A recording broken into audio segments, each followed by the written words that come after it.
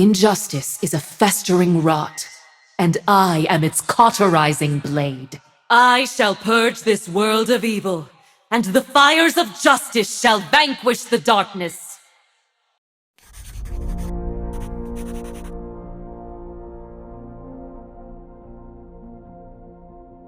The rune wars that raged across the world of Runeterra left many lives lost.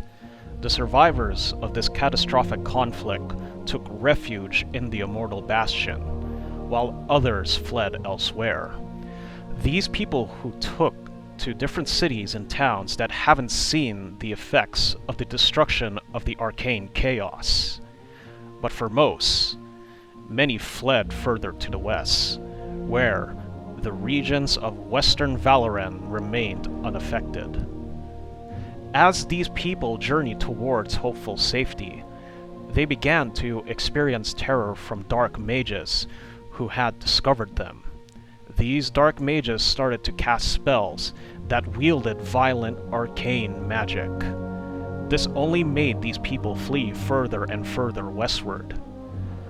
From what could be uncovered from surviving chronicles, as these mages continued to pursue them, the survivors hid away within a petrified forest. The trees themselves seemed endless in their height, with their branches reaching towards as far high into the heavens as they could. The leaves themselves seemed a dimly colored orange and yellow, and from a distance, it also gave the appearance as if they were topped with snow. The spells that were being cast by the dark mages soon started to dissipate and become ineffective as the survivors made their way further into the forest. Witnessing that these trees in this particular forest had anti-magical properties, the surviving people left the notion of fleeing vagabonds and decided to settle permanently within the safety of the forest. Through time, as the war continued to ravage the lands of Valoran and parts of the continent of Shurima, the knowledge of this magical shielding forest began to spread. Other refugees who were seeking asylum to escape the conflict to a safe sanctuary began to set on westwards. It took only a short period of time for a number of settlers to grow to a large community. As more and more made their way, they began to build themselves into a new nation. A nation where they would be safeguarded from the harms of magic. At 292 years after the founding of Noxus, the large western settlement would come to crown its first king, Orlon, now proclaimed as the founder and the first king of Demacia. Orlon was much like every other folk who came into the far west. During the Rune Wars, Orlon led his own caravan to seek safety away from the conflict. Many of the people who were part of the traveling trail felt hopeless and afraid that they would not find safety. But Orlon, wielding a giant hammer, showed great leadership to lift everyone's spirits and cast away any forms of doubt. Among the many folks within the traveling caravan, who was seemingly a young girl, looked on with astonishment and fascination, to which she mustered up the courage to introduce herself to Orlon as Poppy. I say seemingly because Poppy was no ordinary girl. As a matter of fact, she isn't even human at all. She is what we call a Yordle. The introduction between Orlon and Poppy was, to put things lightly, was quite awkward. This first encounter made both individuals have many questions, though most of the questions came from Orlon's side. However, moving past this, an unbreakable bond was formed between the two, and Orlon decided to become Poppy's mentor and guide. As they journeyed on, the caravan would eventually make it to the young settlement where the future kingdom of Demacia would be. As the new nation continued to build, the number of refugees continued to grow the population. One of them was a man named Kylam. Kylam, along with his twin daughters, Kale and Morgana, hailed from the far distant lands where the bridge of the world is connected with the celestial heavens, Mount Targon. The mountain itself was the mightiest peak in all of Runeterra, a place of myth, a beacon to dreamers, madmen, and questers of adventure. Though sounding like a natural wonder for exploration and discovery, the history of Targon predates the chronicles of Demacia itself, which shall be explored for another time. To keep things short, Targon has been the epicenter for the appearances of celestial aspect demigods.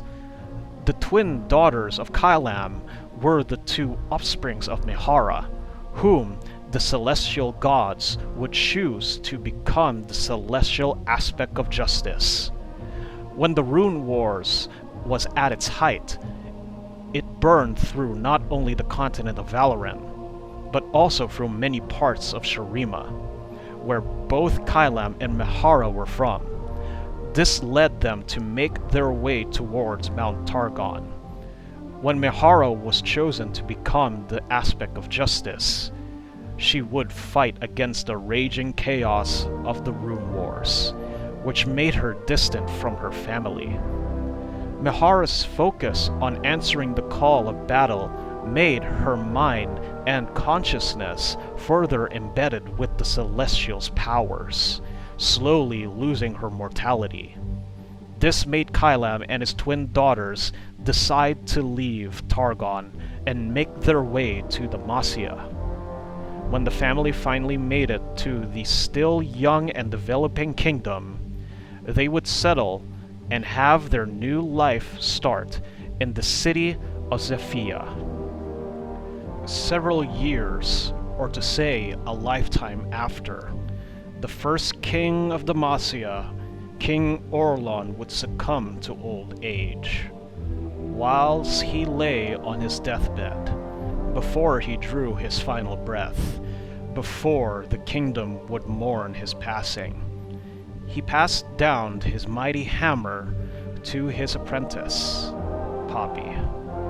He explained to her that his great hammer shall be passed on to the so-called hero of Demacia, the only one who could keep the kingdom whole. As her friend drew his final breath, Poppy swore to him that she would find this hero. She would wander the streets, far villages, the paths all across the kingdom, wielding the hammer of Orlon, searching and searching for this so-called hero. However, unaware to Poppy, the final words said by Orlon before he passed, what he truly meant by the hero of Demacia, he meant his longtime friend and apprentice. Whenever this thought popped into Poppy's mind or not, she would always insist that she was no hero, just a yordle with a hammer.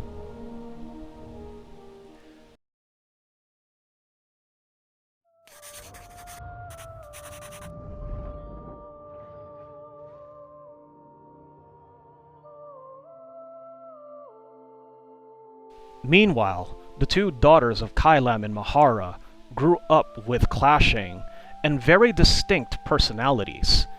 As the city continued to grow and accept more and more people, Morgana would empathize with them, seeing that the common folk came here to start a new life as she continued to talk with them and meet with them in a much more frequent basis. Kale, on the other hand, was skeptical.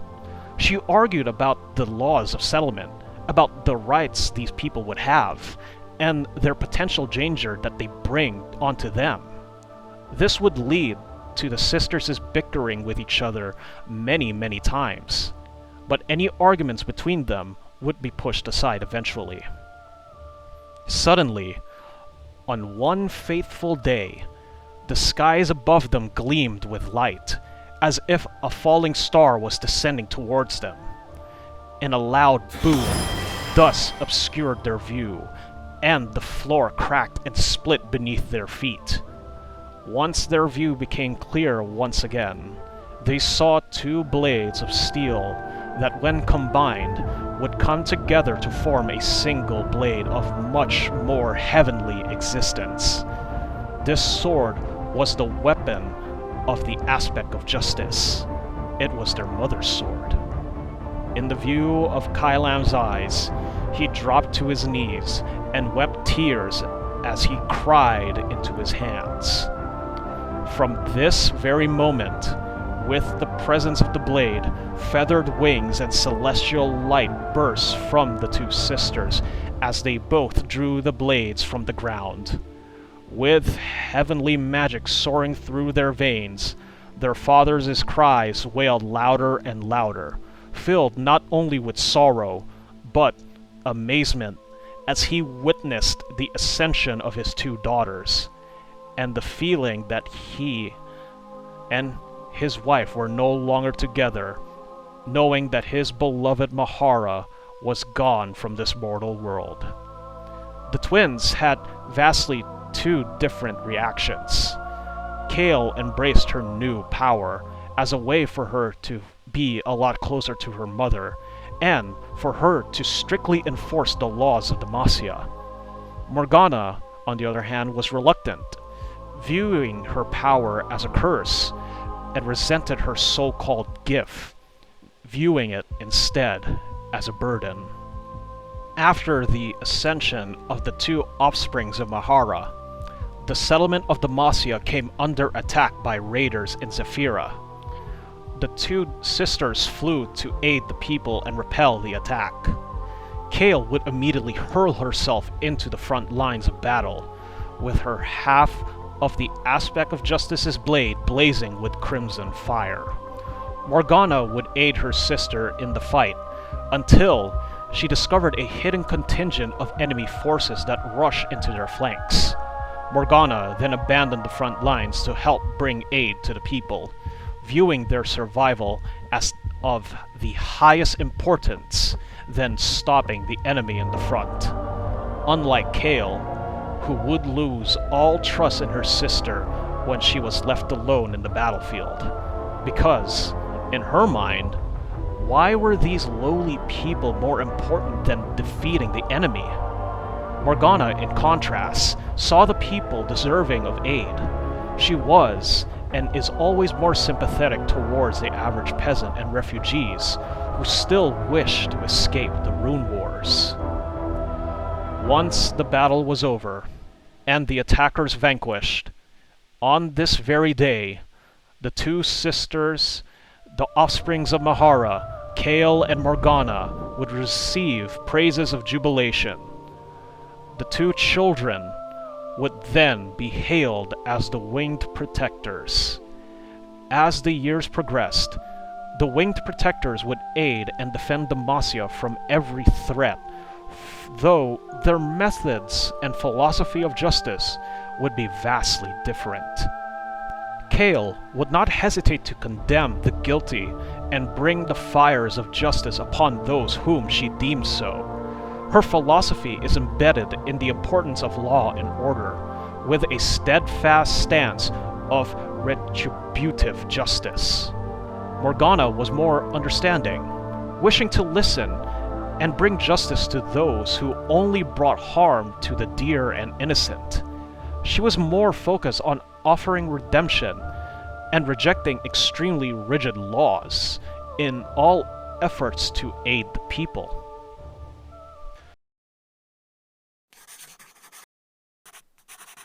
Death to all! The one that awaits! Peace, however, would be short-lived for the still young developing Demacia, for a new threat would march towards them over the horizon.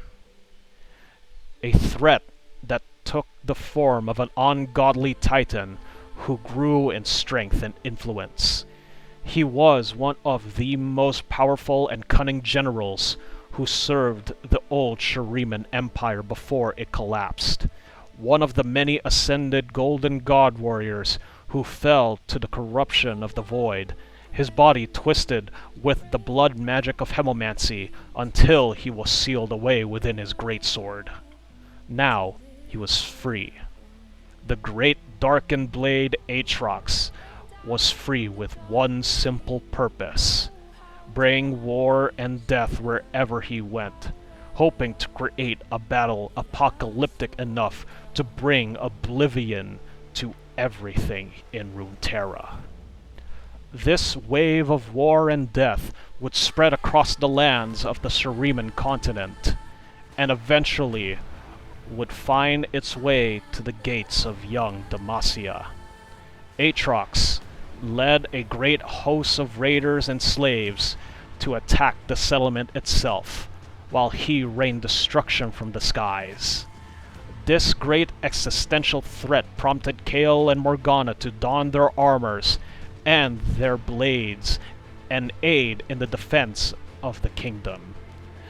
The winged protector stood the warring hosts before the city walls of Demacia, immediately taking flight as they clashed against Aatrox.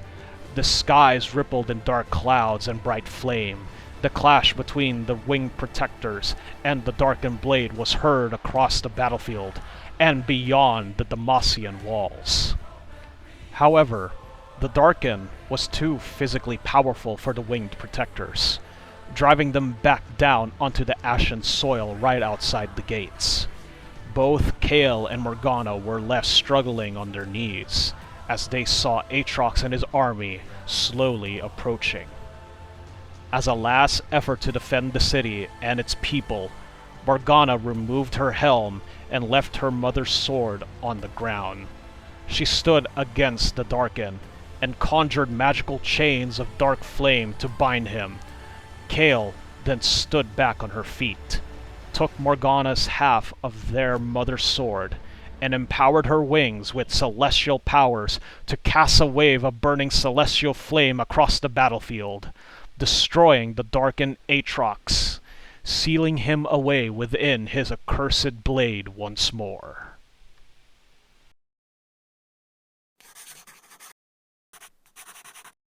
You hide behind your laws in arrogance, Kael. My laws have more merit than your whims ever will. The acts of the Winged Protectors once the battle was over further venerated them in the eyes of warriors and the civilians alike, all of whom knelt and prayed in their presence. The people of Demacia viewed the sisters as being blessed by the stars, destined to protect their nation from the outsiders. The sisters have now become full symbols of justice and truth, shield, and hope. Many battles would still sprout against the kingdom. The defending Demacian warriors would witness Kael answering many calls to battle. From the skies, she would fly at the head of the growing militia, which in time would turn into a full-sized army. Kael would then bless the blades of the worthy, imbuing them with celestial flame. From this, the laws of the Demacian realm would develop in Kael's image. However, her pursuit of justice further consumed her, seeing endless threats both outside and within. It was then at Silvermere's peak, Kael would raise her banner. Many warriors began to flock towards it. The banner was of divine light and justice, symbolizing her role as a celestial warrior and her commitment to upholding the law. Upon Silvermere's peak, Kael and her new flock of followers, devoted and zeal in her teachings, founded the Judicator Order. Its task was to enforce the law and to hunt down rebels and ravengers with equal fervor. The other half of the Winged Protectors, on the other side, Morgana had a vastly different approach. While she did not interfere in Kael's pursuit of justice, her eyes were more merciful and forgiving, deeming those who seek redemption worthy of a second chance at living. The concept of rehabilitation and forgiveness was something that did not heed the approval for some of the most loyal disciples in the Judicator Order, one of whom being the champion of Kael, Ronus. The most ardent disciple and other aligned members wished to bring so-called justice unto sinners whom they deemed as nothing but cruel. One of those sinners knelt before the swords and begged for forgiveness at Silvermere's peak. The judgment of the Judicator sought not, and Kael would smite the killing blow. However, Morgana brought herself to their defense. Morgana cast a black shield of night to protect the sinner, where she cried out her plea on behalf of the man. Do we forsake all hope of redemption? Are all who ere damned to die? She saw that the sinner wished to atone, and Kael could not bring herself to smite the man down, as she was touched by pity. Mercy, for now, would stay Kael's hand.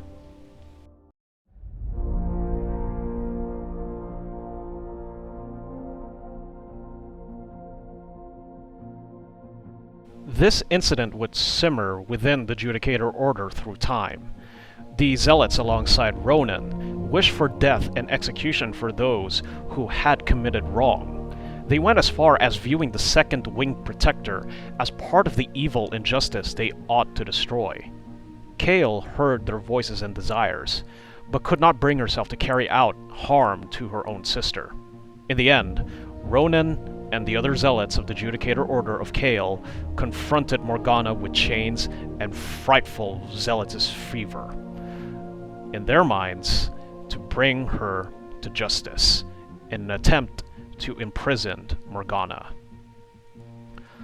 With no other choice, Morgana saw that no good would come from their encounter. To protect herself and her followers, Morgana conjured magical chains of dark flame and bound Ronus down until he fell into nothing but ash. His death led to an outbreak of riots in the city settlement.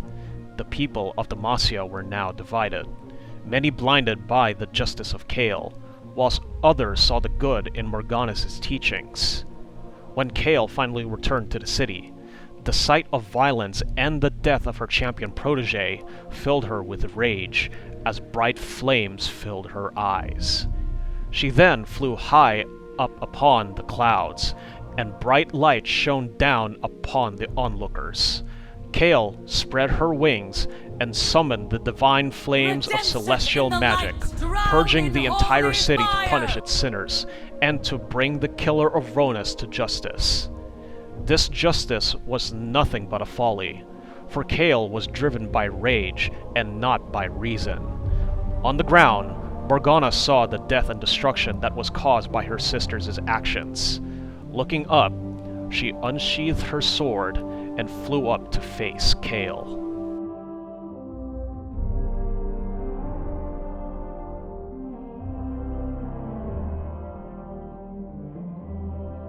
As the two winged protectors came face to face with each other in the clouds, Morgana gave Kael an ultimatum. If she wished to bring divine justice upon the city, she would have to smite her down first before the mortals. It was at this very moment Kael and Morgana were sisters no longer. Upon the scattering of the survivors in the destruction, the two winged protectors locked into a duel. The sword of the aspect of justice clashed together, echoing to the far edges of the settlement. Clouds parted, the skies flashed in both light and dark, and it further rained crimson red.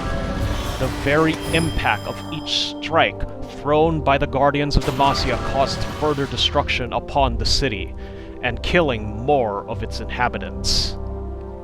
What felt like an eternity the clash between the two sisters abruptly came to a sudden halt, as both Kael and Morgana heard the anguished cries and screams of their father Kylem, who was caught in the crossfire and was now buried deep in the rubble. Morgana then hurled her sword at Kael through tears, and plunged to the surface like a meteorite to cradle her father. And in her arms, their father succumbed to his wounds, and died in the arms of his daughter. In a sea of tears, Morgana cursed her heavenly inheritance for the destruction that laid around her. Kael would soon descend beside her sister, who still embraced their father. "Let justice be done, not vengeance wrought," Morgana cried out to her. Between the sobs, Morgana asked her sister if the purification of mortals by smiting them down with celestial flame included their father. Kael said nothing. Instead, Kael picked up Morgana's half of their mother's sword, took flight, and soared above to the heavens, never looking back, never to be seen again. Morgana knelt and cried, and further damned her celestial powers. She then tried to tear off her wings, now nothing but a reminder of accursed pain. However, no blade or fire would rent the dark feathered wings from her body. With no other options, Morgana decided to bind them with the use of steel chains to walk in the world of mortals. She then threw away her old armor and donned a dark cloak, further accompanied by a veil to cover her face. With time, Morgana was no longer known as one half of the Winged Protectors, but would be now known, since then, as the Veiled Lady, now forever wandering the distant villages amongst the Demacians.